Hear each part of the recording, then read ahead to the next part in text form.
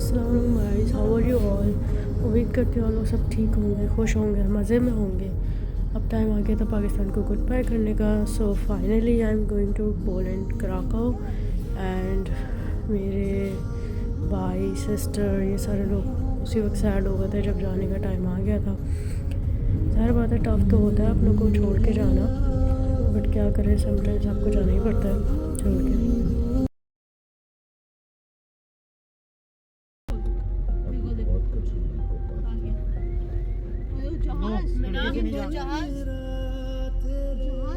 देखो जहाज इधर से जहाज नजर आ रहा है। इस टाइम पे इतना रश हैरत हो रही है मुझे ऐसा।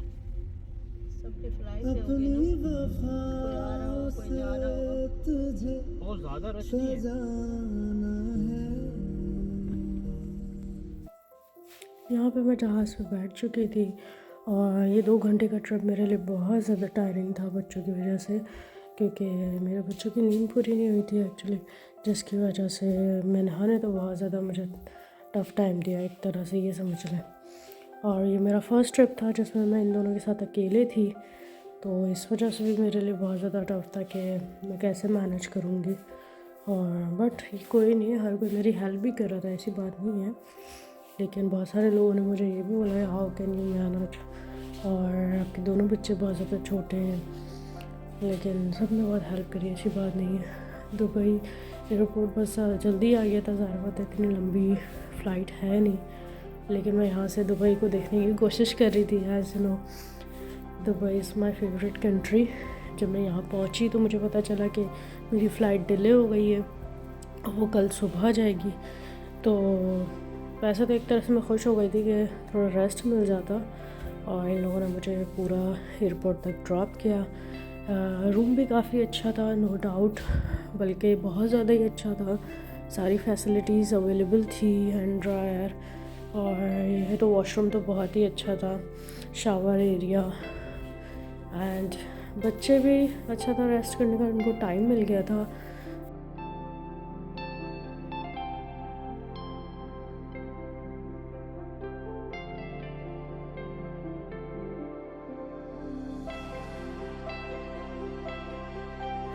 यहाँ पे मैं आने के बाद मैंने बच्चों के लिए नगेट्स वगैरह ऑर्डर किए थे, और मुझे बिल्कुल टाइम नहीं मिल रहा था उधर जाने का, क्योंकि मैं बहुत ज़्यादा टायर्ड भी हो गई थी इतना लंबा सफ़र करके। बच्चों ने तंग भी बहुत किया था, तो मैंने रूम में ही मंगवा लिया था बच्चों के लिए खाना, और रूम सर्विस भी काफ़ी अच्छी थी।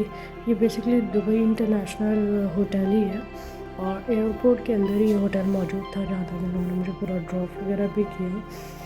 यहाँ पे सारा इन्होंने बात का ऊन, इस्त्री करने का सामान, और ये स्लीपर्स वगैरह सब कुछ दिया हुआ था। कोई चीज़ ऐसी नहीं थी जो रह गया हो। आई थिंक बस टूथपेस्ट नहीं दिया था इन्होंने टूथपेस्ट रह गया था, और कोई बात नहीं, इतनी सारी चीज़ों में तो ऐसा होता ही है। फिर लंच के लिए ये था कि मैं आ गई थी लंच एरिया में, और इन काफ़ी सारी डिशेस थी, बूफे लगा हुआ था। यहाँ पे ये प्लेन राइस थे, देन वेजिटेबल पुलाव था, फिर ये पनीर दो प्याज़ा था, ये potato gratin, I don't know क्या था, पोटैटो शायद चीज़ में डिप हुआ हुआ था, बॉइल्ड पोटैटोज़। यहाँ पे सैल्मन फ़िश थी, देन चिकन था यहाँ पर, और ये आई डोंट नो क्या था, मैंने खाया भी नहीं, टेस्ट भी नहीं किया। और यहाँ पे लैम था आई थिंक। और ये था कि मैंने जो है यहाँ पे सारी चीज़ें ऑलमोस्ट ट्राई करी, बट ये लैम और एक और डिश नहीं खाई। पनीर दो प्याज़ा भी बहुत अच्छा था, चिकन भी बहुत अच्छा था, और ये था कि सारे डेज़र्ट्स भी बहुत अच्छे थे। मैंने यहाँ से फ्रूट्स भी लिए और छोटी मोटी और भी चीज़ें खाई, ऐसी बात नहीं है। और यहाँ पर डेट्स बहुत अच्छी थी, मतलब टेस्टी थी, प्यारी बोल रही हूँ मैं भी। और ये है कि ये सारा स्टे जो भी था होटल का वो फ्री था मेरे लिए, बिकॉज़ इनकी वजह से फ़्लाइट डिले हुई थी, तो इन्होंने जो भी रूम सर्विस सब कुछ जो भी दिया वो बिल्कुल फ्री था। और यहाँ पे मैं आ गई थी खाना खाने के लिए बच्चों को लिए।